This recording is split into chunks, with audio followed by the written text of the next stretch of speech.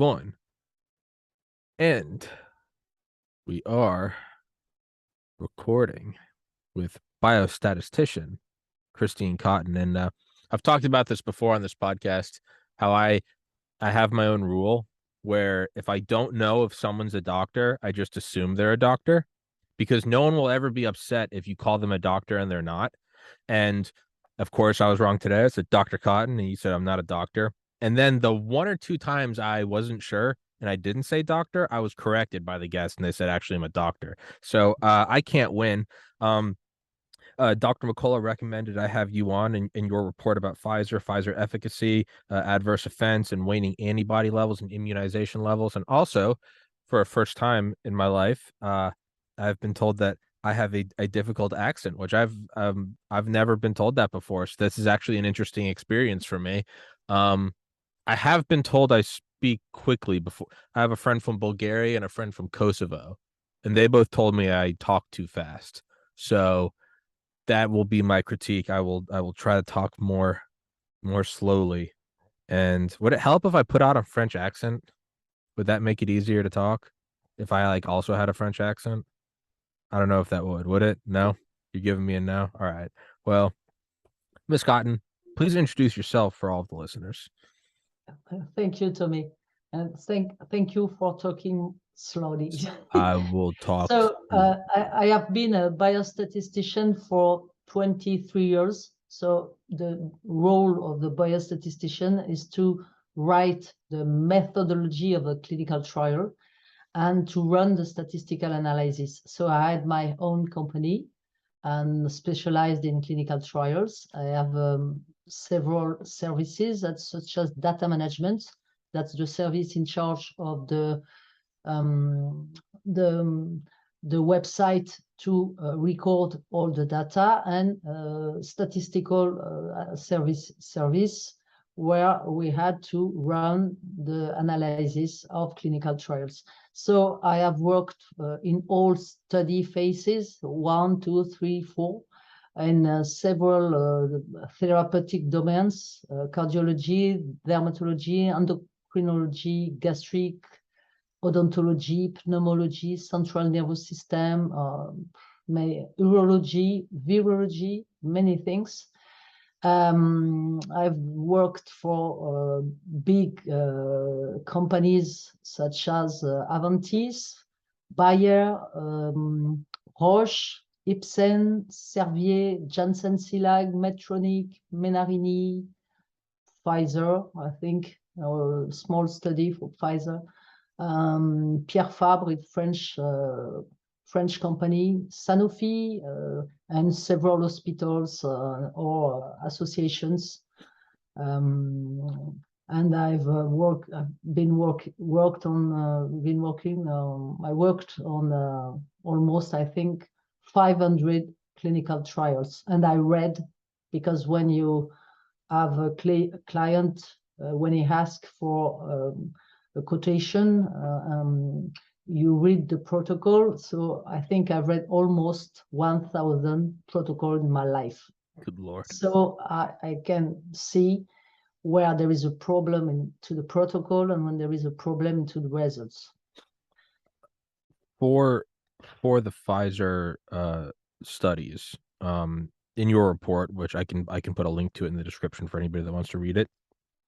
So you're just saying before we start recording that the main problems are they knew that there was waning immunization, they knew that there were adverse effects, and what was it? They knew there's waning antibodies. They knew there was adverse effects, and they didn't incorporate these changes and actively suppress them or covered them up or weren't honest. But regardless, because of this, we can't trust the studies. It's the system itself it's flawed, it's falsified, so you kind of have to throw the whole thing out.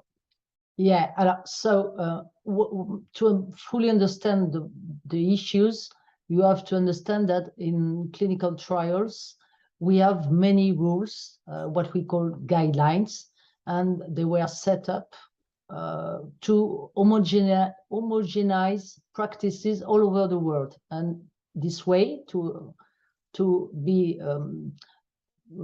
easier to read for agencies, for authorities, and of course to ensure the safety of the person participating into the research, and also to have integrity, what we call integrity and accuracy of the data. So this these documents are called good clinical practices. And if you have violation to good clinical practices, maybe you can have on the market products that are not safe or not efficient, maybe both. And that's why you have all the people involved into a clinical trial as to follow the good clinical practices of his domain of a job. And if it doesn't, maybe you can have problems. So you have seen, I suppose, the case of Brooke Jackson, who says that there is a violation of good clinical practices into the Vantavia centers. And if you have many violations into many centers, of course, your data are not, and you are not sure of your data and then of your results. So my report is an evaluation of the clinical trial regarding good clinical practices. So the major point is that when Pfizer writes the protocol, we are in April 2020 or maybe before. In this protocol, you plan several visits. And in these visits, you will measure many stuff, many things, such as the record of adverse events. You will measure maybe laboratory data with some blood samples. You will measure physical measurements, many things, if the patient is okay, and so on. And if you don't plan to measure the neutralizing antibodies at 3 months after dose 2, or after complete vaccination, of course, you can't see and you can show the waning of immunization. You follow me? Yes. So you have dose 1, dose 2, measurement of antibodies, and measurement of antibodies, you see that it begins to drop, and then here you don't measure. Oh, good. And then in December 2020, you present your document to the FDA to have your approval, and into the French authorities document, it is written, Pfizer is studying a boost December 2020. So why don't you measure the neutralizing antibodies, which are your criterion to measure the immunization? Why, Tommy? Yeah. Explain me this. Why? Well, there's two ways to explain it. Am I explaining it as Tommy, or am I explaining it as a shareholder of Pfizer stock? If I'm explaining it as a member of the board of directors on Pfizer, I'd say you need to stop spreading misinformation. You're hurting the public. But in reality, I mean, so the first thing that comes to my mind is this isn't the first clinical study ever. Why was this allowed to happen? Why did normal safeguards not happen? And I think the question answers itself. This was a pandemic. This wasn't something like the creation of penicillin or Oxycontin, or something that it was a product brought to market and had many flaws, but there was no emergency for it. The only thing I can conclude is safeguards failed to go into effect because it was a pandemic. We're all in this sort of, immediately after 9/11, right? You have America we're buying every weapon. We're using every program. We got to invade Iraq. We don't have time to talk about it. And it's not until 20 years later that you look back and go, oh, that was all bullshit. So I think that question answers itself. I think the bigger question is this, and that there's already an answer to it. Again, it depends on how you answer it as a citizen or as a Pfizer member. Did they know about these shortcomings? Did they consciously cover up?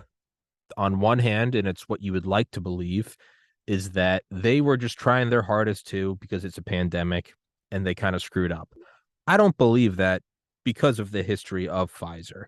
Just 30 years ago, with the Sackler family and the Purdue family and the opioid payouts and the $3.2 billion fine, largest fine in pharmaceutical history, that's right in the rearview mirror. You then have to ask, how many people knew in governments? Did they know at all that these drugs were not effective? Or was there some sort of like, hey, shut up, we have to deliver something to the market? Or is it a bunch of guys at Pfizer, Moderna, AstraZeneca? They're all looking together and going, we're about to make so much money. Don't you dare screw this up. So what I didn't say, it's so you don't plan in April 2020 to measure this, but in September, you have your result on the macaques. Yeah. And then you see on the macaques that your antibodies, neutralizing antibodies, you have the increase, and then you have beginning of fall. And then you just measure 2 months after those two and stop. Yeah. No measurement after. So you know at this time on the macaques that there is a probability, because I'm a biostatistician, that the antibodies will fall on the humans.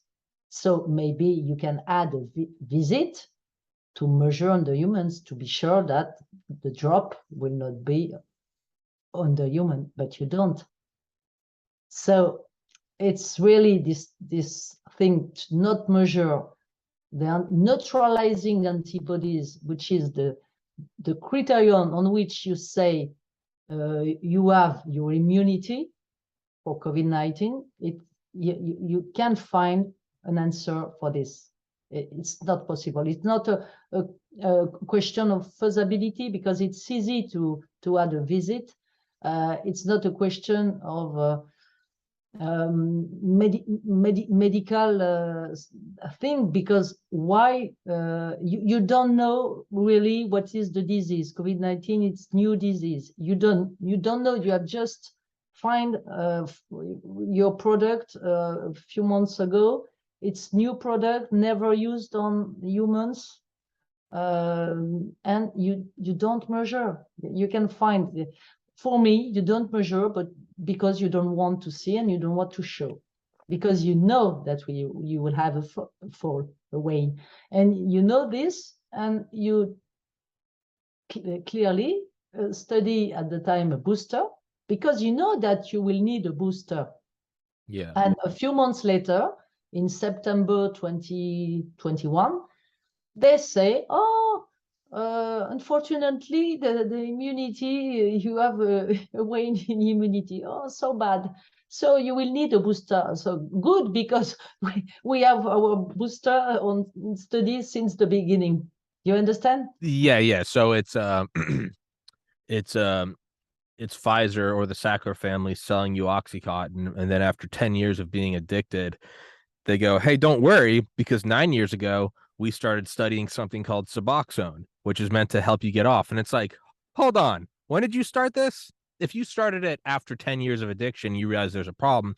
Okay, now you're just, I get it. You're maybe trying to cover for your mistakes, whatever. But if you start selling Oxycontin in 1990 and then in 2000, you go, hey, since 1991, we've been discovering something to get you off of Oxycontin. You're looking at going, wait, what the fuck? Like, how long? For 9 years. So you knew this. Yeah, it was just a hunch. That seems fraudulent at best and a crime against humanity at worst. Would you agree? Or am I putting words in your mouth? It's difficult for me to Sure. say crime against humanity, because I'm just a biostatistician. Sure.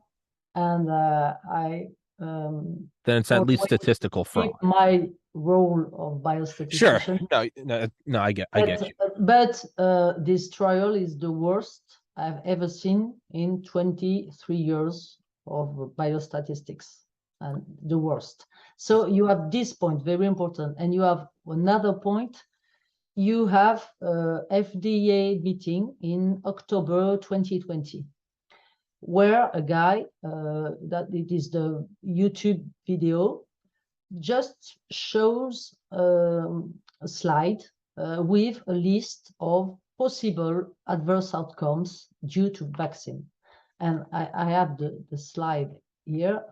I'm going to read just all the safety problems, possible problems. So you have Guillain-Barré syndrome, acute disseminated encephalomyelitis, transverse myelitis, convulsions, stroke, narcolepsy, anaphylaxis, acute myocardial infarction, myocarditis, pericarditis, autoimmune disease, death, pregnancy and birth outcomes, other acute demyelinating disease, thrombocytopenia, venous thromboembolism, etc., etc., etc.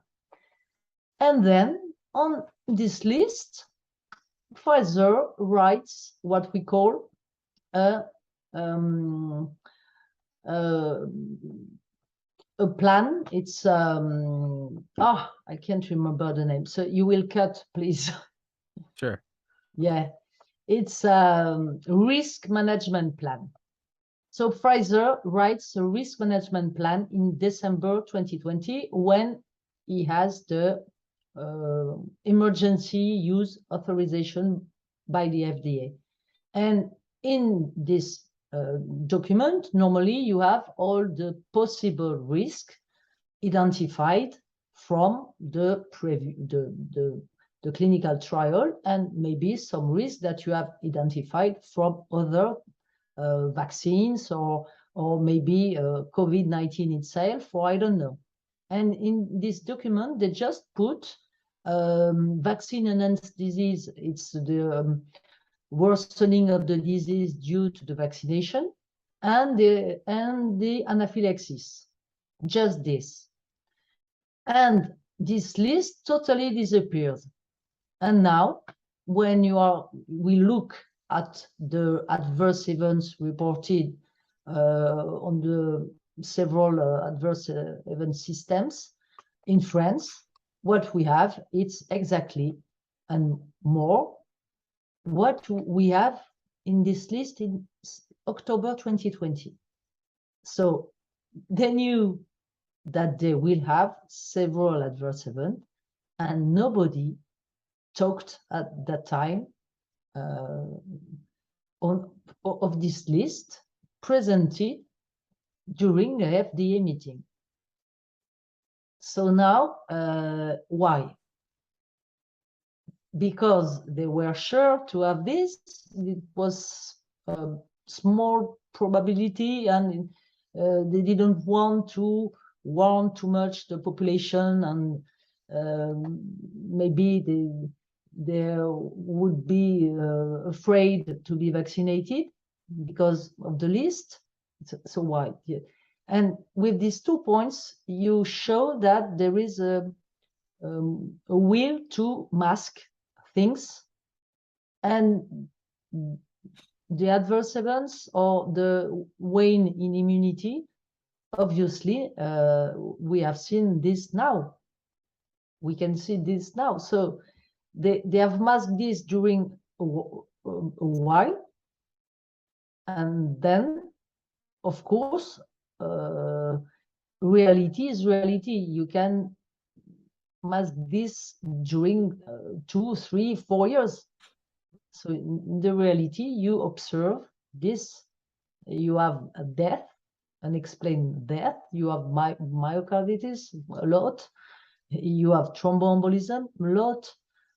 And now the job is not to link the event with the vaccine. So now they say, oh, it's not related.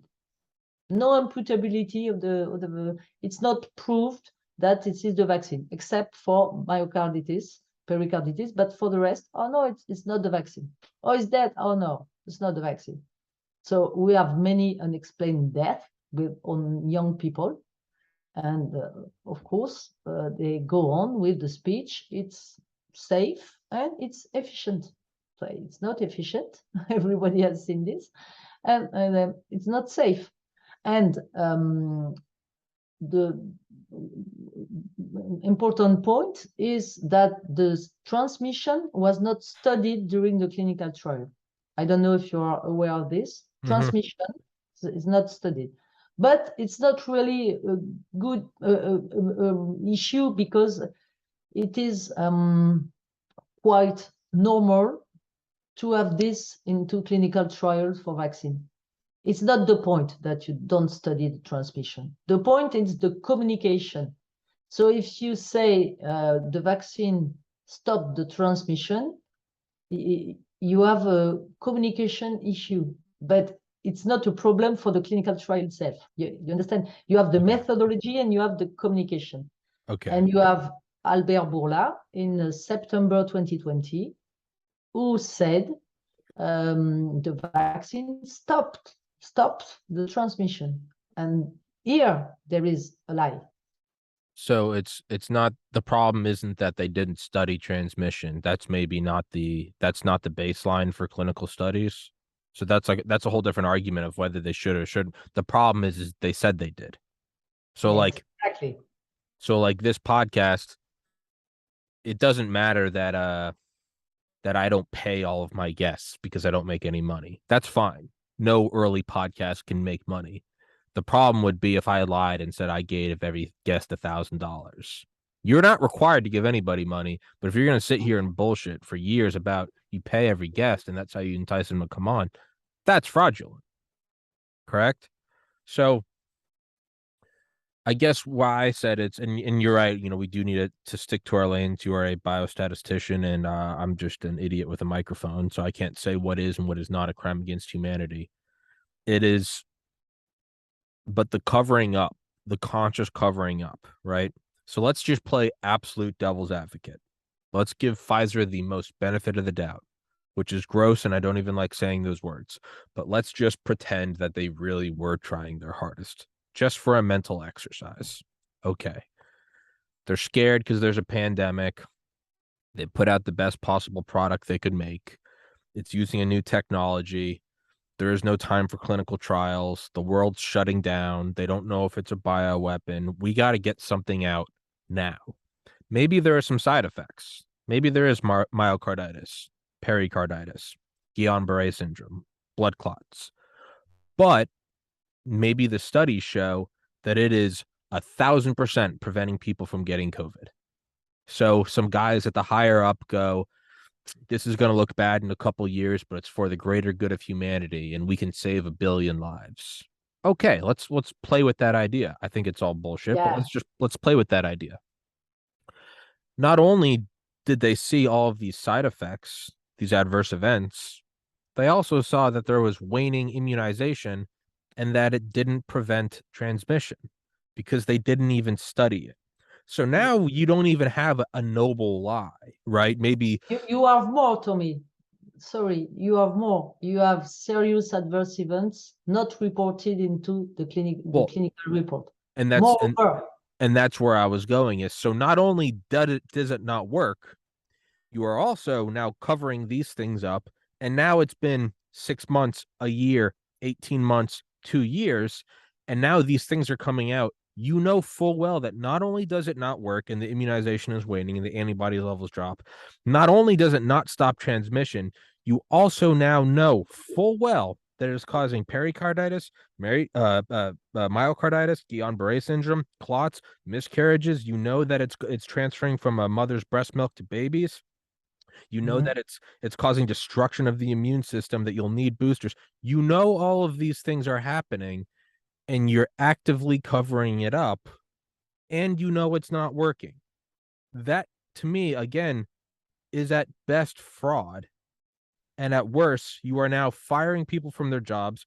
You are using psychological warfare. It's in the recent FOIA request for the Department of And Homeland Security. you use fact checkers Yeah, to well, harass not only that, the papers are now coming out from or the Department of Health and Human Services and the Department of Homeland Security to, quote, use late night hosts to ostracize and to humiliate those who would not give. I'm lucky. I'm my own boss. I didn't need to get the vaccine. I know a lot of people who had the choice of getting the vaccine or having a job and providing for their family. So yeah. now you are, even if we give them the most benefit of the doubt possible, which they don't even deserve in the first place, but even if we did, they have continually shown that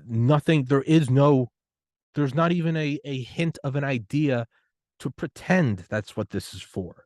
It is purely a money grab, which is, I think this transcends, not only is it biostatistically fraudulent, and not only is it an affront to medicine and research, this is this is a mainstreamed, though efficient and not as brutal as warfare. This is a maiming and slaughtering of the population at large. That's what, and I'm not, and obviously I speak for myself, not for Miss Cotton. I have to Yeah. put that out there. Those are all my words, not yours. But that is where this is going. So what what is there to do? The point is that after the phase 3 results, you have real life studies, what we call observational studies. And into these studies, you can find favorable result for the product. But if you look at seriously at the method of these studies, you often find that the methodology is bad. So your results, it's decreased transmission by 40% of 50 or 60, or I don't know. So they are not trustable too. There is a fraudulent use of methodology. I don't know who are the biostatisticians who work in these kind of studies, but 2 months ago, I read the Lancet study on the pregnant woman. So pregnant women are not included in the clinical trial. They never be included into the clinical trial because they are protected. They are protected population. But so in real life, what they say is pregnant women, you can go to be vaccinated. Go be vaccinated. But you don't have any result of any clinical trial on the pregnant woman. But you have real life study results. And in this, they say, oh, there is no increased risk for vaccinated pregnant women. If you read seriously the Lancet publication on this, it's not true. You have an increased risk for vaccinated pregnant women compared to not vaccinated pregnant women. It is into the result, but not into the conclusion. So who writes a paper like this? It's wrong. Your conclusion, it's wrong. And all the media, of course, take this, or you have no increased risk to be vaccinated if you are a pregnant woman. And there is a specific clinical trial on pregnant women. It is finished it was finished in July, I think, 2022. And we have no results yet. Why? So you are the immunocompromised patients were not included into the initial clinical trial. The frail patient with comorbidities were not included into the clinical trial. You didn't have any result on the interaction with other vaccine. And in France, what they say is you can have the COVID vaccine in the left arm and the flu vaccine in the right arm the same day, but you don't have any results on the interaction of the vaccine, so you don't know what both vaccine in the same time can produce. You don't know, but you push people to have both vaccine in the same time. So we are into a world of totally mad for a biostatistician, because biostatistician, you have hypothesis, you have data, you have results, you have conclusions, and you see all this and you say it's okay, we have efficacy, or we have safety, or not. But you can just comment on the population that are studied and not other. So you can, when you say to the pregnant woman, you can go to the vaccination, don't be afraid, it's okay, there is no problem. This is a risk. You take a risk, and you make people take a risk. You understand? Because you don't have any result. And I'm sure that at the time, if the communication had been, we don't know, but we think that it's better for you to be vaccinated, I'm sure that people would have been vaccinated the same. But in the communication, it's not the same. That's why there is this. That's why you say it's a crime against humanity, because there is a kind of opacity, of a will to mask things, and this is why we are very suspicious, because they try so much to hide things that now everyone is suspicious.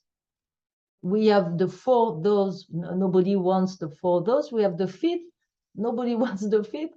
The pregnant woman, I'm sure they don't want. In France, we have the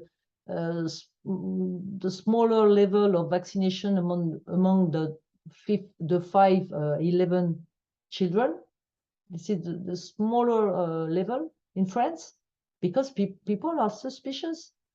Because when they see that there is no effect on transmission, no effect, you can have COVID, you can give COVID to your family, or colleagues, or I don't know.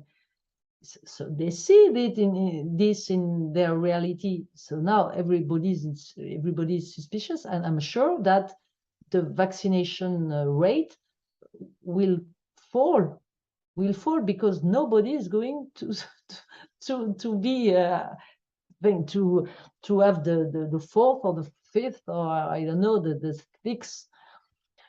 And for me, it's over. It is finished, because with this will to cover up, as you said, they shot a bullet in France. We say they shot a bullet in the foot. Shoot him, yeah. Shoot yourself in the foot. Yeah. Yeah. Too much is too much. So now it's finished. It's finished in terms of people buying into it. I don't think what is finished at all is people wanting an investigation into what exactly happened. And I know that this wasn't necessarily Pfizer. This was more so the U.S. government, the FDA, the CDC. But there's another whole aspect to the crime against humanity. Everything we just talked about, they know it doesn't work and that it hurts you. Then there's something that's 1,000 times bigger than that. And it's the coordinated suppression of early treatment using drugs that have been around for decades, that we have clinical trials on, that show it's the complete opposite of the vaccine. We know they don't hurt you, and we know they work. Ivermectin, vitamin D, zinc, hydroxychloroquine, turmeric, curcumin, quercetin. We know these protocols work. Dr. Farid and Dr. Tyson, Dr. McCullough, Dr. Urso, Dr. Merrick, Dr. Nass. We know from these clinically practicing doctors that have the hard data of 7,000, 8,000, 9,000. I mean, Dr. Farid was showing 100% efficacy from people as young as 2 years old to 95 years old. That this stuff, it costs like $5 a day, with no side effects, you'd get better.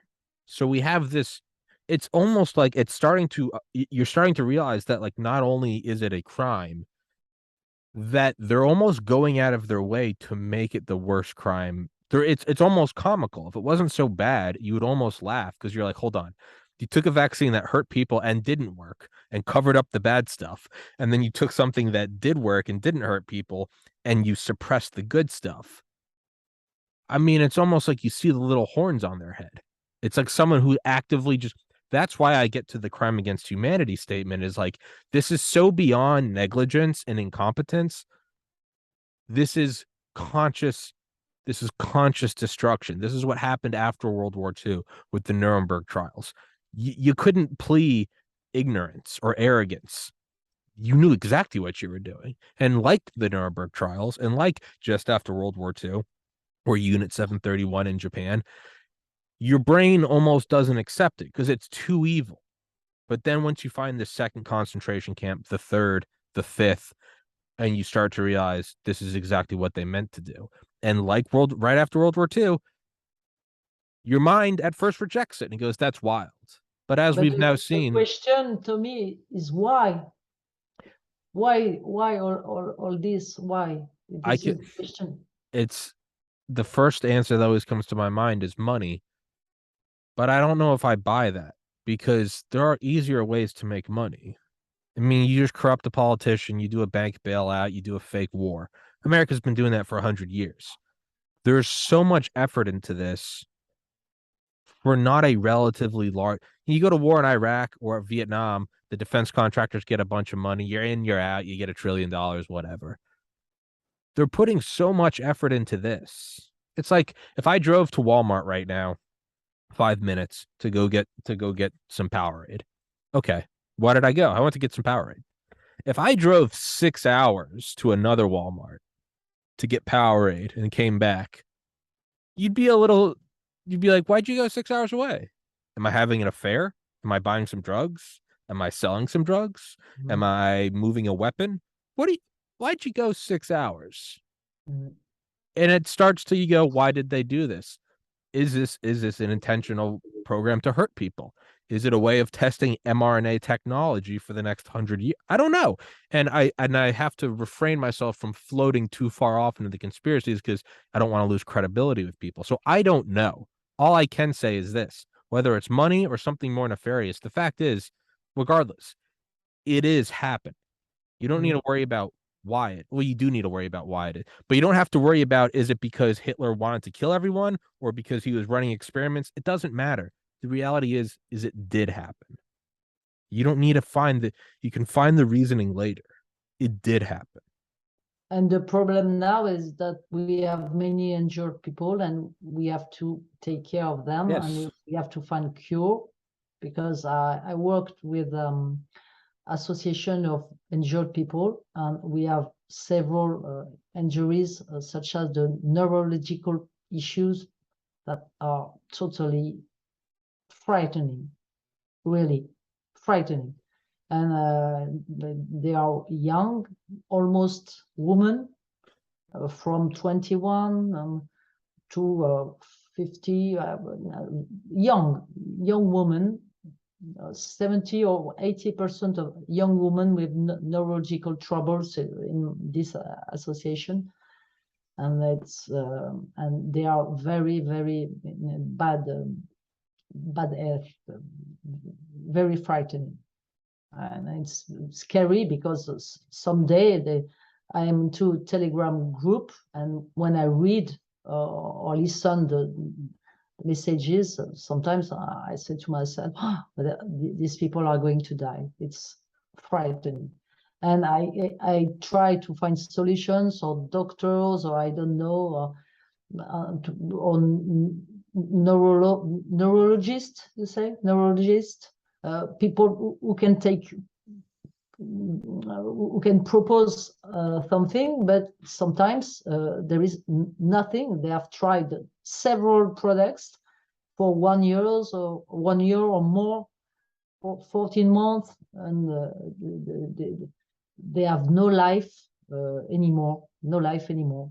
Just at home waiting to find something to be better, and it never happens. So it's very, It's I'm very worried about these people. again, it's yet another level of the crime. Is despite everything we said, there are now people who can't even talk about the fact they've been vaccine injured because they'll get banned from social media. They Yeah, can't reach out. They're being, I mean, it is again, if it was a movie, you wouldn't believe it because it seems too comically evil. It seems like it's a little devil with horns that the yeah. Hippocratic oath to do no harm, to have bedside manner. It is no, you put them in a box, you call them an anti-vaxxer, you call them a science denier, you say you want to kill grandma. Complotist, Yes, complotist. yes, yes. And I've had a woman on here. She used to run marathons and was like a competitive like cross country biker. She has to walk around her house with a walker now because she can't even walk. Yeah, Her nervous system is so screwed up, her yeah. heart's so messed up, her circulatory system's ruined, and she can't even talk about it. She's not even allowed to talk about it. If she brings it up, it's, oh, you anti-vaxxer, you want to hurt grandma. It is it is beyond evil to take these people who are hurt, who are injured, they're having seizures or they were having rashes or they can't do any physical activity because they'll literally die because their heart can't handle it They because it's can't work they anymore. can't do anything. Yeah. And not only is that so bad, if they even try to bring it up so that other people aren't harmed, trying to do the right thing, say, hey, don't get this, they receive the brunt of the punishment. So I don't know what else it could be other than a crime against humanity. It is Yeah, so beyond because of evil. the censorship, because all is very coordinated. The censorship, it puts you away, and they only share their problems between their group. Yeah. So that's why they they have groups, because they can talk. It's uh, it's and then there's even another level to this. They have damaged the field of medicine and the patient physician trust that has been so painstakingly built up over the last 15 decades that you trust when I go to the doctor, I know that I know that the doctor doesn't care what my politics are or what my religion is or what my race is. I know if the doctor says, Mr. Carrigan, we need to do X or Y or you need to take this medication, I know I can trust them because this is a learned professional. This is someone who puts medicine and caring for their fellow human above everything else. They don't care what you vote for or who you are or what flag you fly. They're a human being who you're going to take care of. That's Mm, now gone because when the very people you trusted are now peddling vaccines that are giving your 5-year-old child a heart attack and then telling you not to question it, mm. why would you ever believe anything they say again? Why would you? But we have problems with the doctors because they haven't read the documents. They haven't read the clinical study reports. They haven't read the risk management plan. They haven't read anything. They haven't read the authorities' reports on the adverse event. I'm sure if you go to your doctor, he doesn't know all the adverse events reported into the reports um, uh, put on the website of authorities. They don't read this kind of documents. So they take their information on TV, and we have media, and that's the problem. And the media go on with the speech, safe and Effect. efficient. Safe It and effective. prevents from severe cases, and I don't know what we can do to have a real speech, truth speech from the media with the recognition of the injured people, and then maybe with the recognition of injured people, we will have the cure, better way to take care of them that we have now, because it's awful for the injured people, because sometimes the doctor says it's in your head. Go and see the psychiatrists. Psychiatrist. Psychiatrists. So it's not normal. So they are very. They feel very alone. Sometimes in their own family because people don't trust them. Yeah. And the media are very responsible of this. So it will be very important to change the speech on the injuries because it will change the life of these people. So that's why every day I go on fighting. It's for them. You have to. Yeah. Because if you see all of this and you don't do something, you are just as bad as the people perpetuating it. Yeah. So I have no personal. I have a biology degree. I graduated the University of Georgia. I have a biology degree. I used to love biology. That was 9 years ago. It's obviously not the field I chose. But I have, despite that, I don't have any real interest in COVID. I gotta be like, I don't care. I'd much rather talk about the Cold War or space travel or aliens, but I can't. Yeah, whatever. I mean, I don't. Yeah, I'd much rather do those episodes. People have often said like I'm so obsessed with COVID. I don't. I gotta be honest. I really don't give a shit about COVID. This stuff doesn't interest me. But I can't look at what's going on, see the writing on the wall, see what's going on. Looking at historical precedent for this, I mean, late 1800s, early 1900s, bankers would buy up local newspapers so that they only said positive things about the bank. So you can see media manipulation. I mean, with thalidomide in the 60s, right? Was it the Department of Health? That secretary was crucified, and Kennedy eventually gave her like the Medal of Freedom or something because she was like, this is going to cause birth defects, and it caused flipper babies. Again, we see with Oxycontin in the 90s with the Sackler family, the Purdue family. We can see this again and again and again where this has happened before. We can see collusion. We can see suppressing of stories. We know how this works. So if you can see all of that and you are firm in your foundation and your logic is you're just observing it. I'm not vested in it. I'm not for or against Pfizer. I don't care. But if Yeah. my functioning mind can look at this, you know, it's you're a bad person if you rape someone. But if I, as another man, am walking at night and I see someone raping someone and I don't look at it, I'm no better. And it sucks that I am now put in this situation. But as the author Mark Manson said, things aren't your fault, but they are your responsibility. So if the situation arises to where I see something going on and I see people getting hurt by this and I see the censorship and I can see the historical precedent for this and I don't say anything, I am now complicit. And that sucks because I didn't want to do any of this. But the reality is it is your responsibility. If you live in World War II Germany, even if you don't care about the Jews, if you know you have a Jewish neighbor, it is your moral responsibility to put them in your basement or help them get out. You may not like that. It may suck. You may ask God why they put you in this situation, but it is your responsibility. So as you are pushing forward, I have to keep doing these episodes because if I don't, I'm no better than Albert Burla. Actually, I'm worse. At least he's making money. You know, if I'm going to shut up about Pfizer, hey, give me $1 million. But I'm not even getting money to shut up. So, like, I'm worse than him because I'm not even making money. And it was my responsibility as a biostatistician who understands the clinical reports, who understand Yes. the risk management plan, to understand all the process to normally run clinical trials to write this report. Yeah. Yeah. And it's And at the first place when I put the report on LinkedIn, the first visit I had, it was U.S. State Department. oh really? On your Yeah, LinkedIn or in person? on my LinkedIn, U.S. US State State Department. Department. Yeah, that's good. So I said, oh, Oh shit. they are going to kill me, maybe. Oh yeah, no, they might. That's they might. They might kill me. They might kill Dr. McCullough.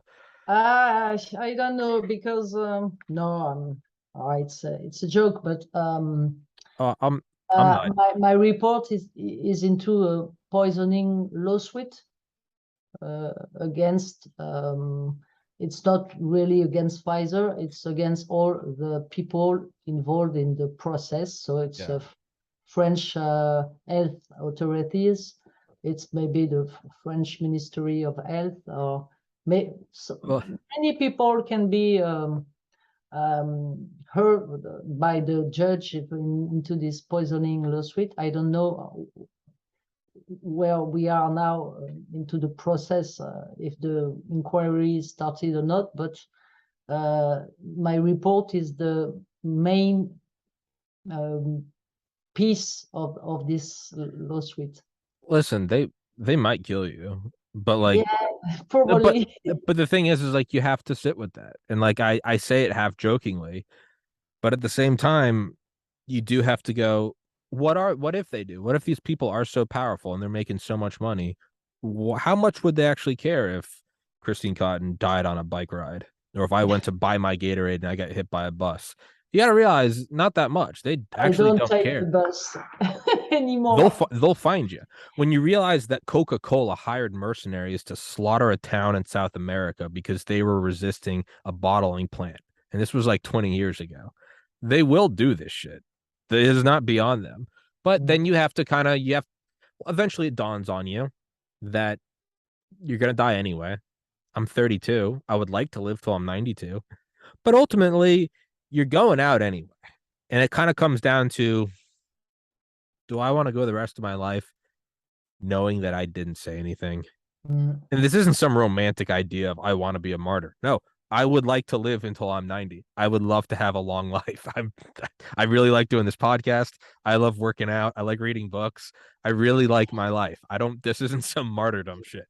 That Mm. being said, it is your there's a special forces military guy I know, and he talks about it's like in like war history, there's some special term for it. I don't remember what it is, but it's basically fate. And it's say we're about to get invaded tomorrow. Say it's the medieval times and we're about to get invaded and the army is so much bigger than us. We know we're going to die. You can run away. You can go cut your hair and put on a robe and go hide in a monastery. It may be tomorrow or maybe 10 years from now. You'll die in the monastery through some other either the army will invade the monastery too, or there will be some other monk there that doesn't like you and he'll stab you in your sleep.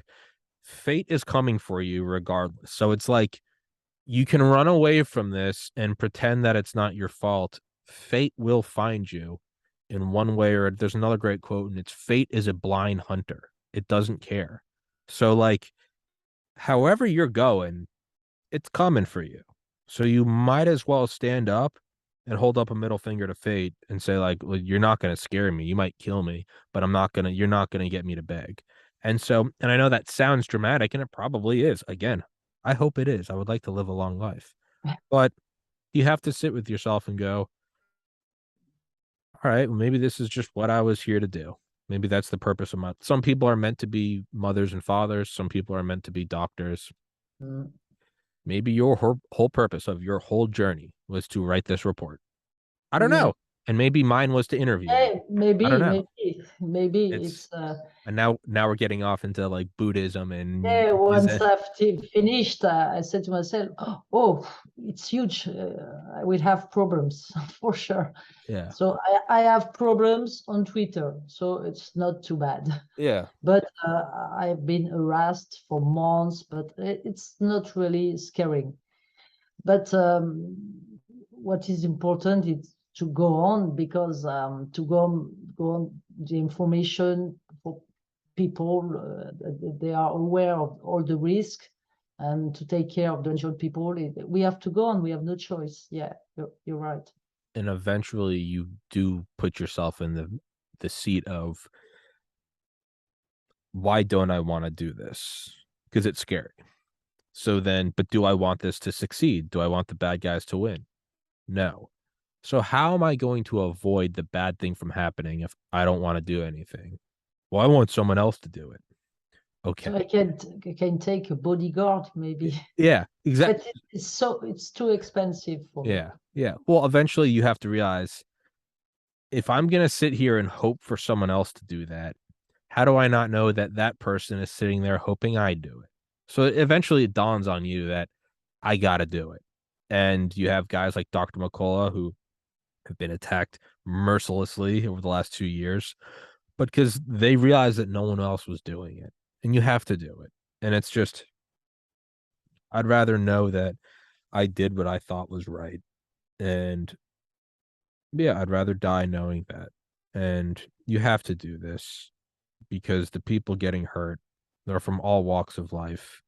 And they're people who thought they were doing the right thing. They thought they were getting the vaccine to save society. You took advantage of the best people, people who said, I'm a little hesitant about this vaccine, but it's my duty. I'm going to step up and do the right thing. You had people actually making a sacrifice for their community, the most noble thing you could do. Mm. And you did it and you gave them an enlarged heart with a bunch of scar tissue. They're now paralyzed for life and they still get COVID and they're not even allowed to talk about it. And they still have COVID, and they have many COVID because they have Yeah. 4, 5, 6, 7 sometimes for one during 1 year. It's terrible. So I wrote this also because I had time, because I don't work anymore for pharmaceutical industry, because I sold my company to 2018. Okay. So I was free, Yeah. and I was free to talk, and Yeah. we don't have any people upside me to try to don't talk. So that's why I wrote this, and I hope it will help justice, and to for the injured, and if the vaccine was just not efficient, it would be money loss, but the problem is really toxicity. Yeah.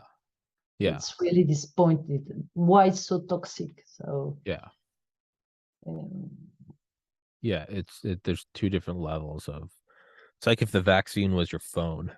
If your phone just didn't work or if it died after a month, that would suck and you get angry. But if your phone exploded and killed you, that's a whole other level of like, not only did it not work, it yeah, killed me. It blew my hand yeah, off. And it's yeah. like, well, hold on. This is Exactly. So yeah. if it was a phone or pizza, you have Yeah. the contamination of pizza. It's two dead, two people died from the pizza. Yeah. Bacteria, you say? Yeah. So and this vaccine, it's so many injured people, and oh no, it's okay. Yeah. I guess I guess the silver lining of all of this is that it doesn't have to all be for nothing. We can learn, ironically enough, this whole COVID experience of corruption, it can almost itself act like a vaccine for humanity at large over the next 100 years, in that it stimulated an immune response. People started to question what exactly is it that the doctors are giving. They started to question how come I can't speak out against this. When I draw on things like thalidomide or like Oxycontin, or I mean the 1950s, right? The commercials with the doctors. I smoke Lucky Strikes, and it's like, I think is that bad? We learn from those, right? We look back at the war in Vietnam or the war in Iraq, and we go, those were bullshit. And although there was an immense loss of life, we can maybe now go, let's not jump into the next one. So there is something that we can benefit from. I don't know what it is. It might take 10 years, it might take 20 years, but this isn't all for nothing. We'll be able to look in the year 2040. Maybe there's a pandemic. Someone might go, hey, hold on. Look at this old podcast with Christine Cotton. No, no, no, no. Hold on. The alarm bells are going off. And if someone's able to use that to prevent a new generation of people from getting myocarditis, then that's good. That's not a bad thing. So I don't know. Maybe I'm just optimistic, and maybe the State Department's going to kill us both. That's also a possibility. I don't know. It's I have no idea.